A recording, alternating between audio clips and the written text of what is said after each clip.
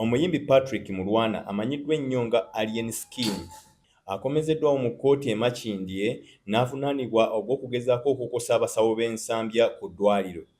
Alien Skin nga bw'ayitibwa abadde n'omukumi we Julius Mugabi amanyiddwa ennyo nga Julio. Batuuse mu kkooti ku nkya ya leero nga bava e Luzira, ono ng'abadde ayambadde bulungi enkoofiira ye ey'ekiramu ku mutwe nga kiraga lwatu nti enviiri ze ez'ekiniga nga bwe zimanyiddwa teziriiko.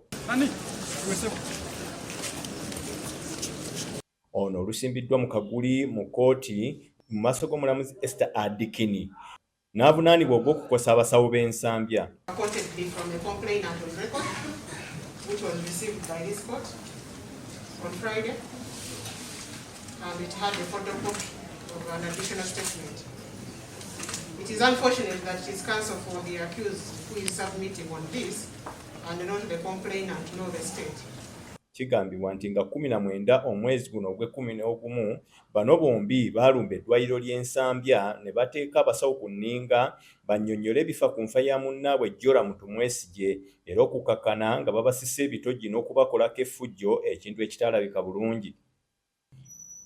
Emisango bano egibavunaaniddwa bagyegaanye era ne basaba beeyimirirwe ekintu kkooti kyegaanye bwe batyo neddamu okubasindika ku alimanda okutuusa nga 28 omwezi guno ogw'e11.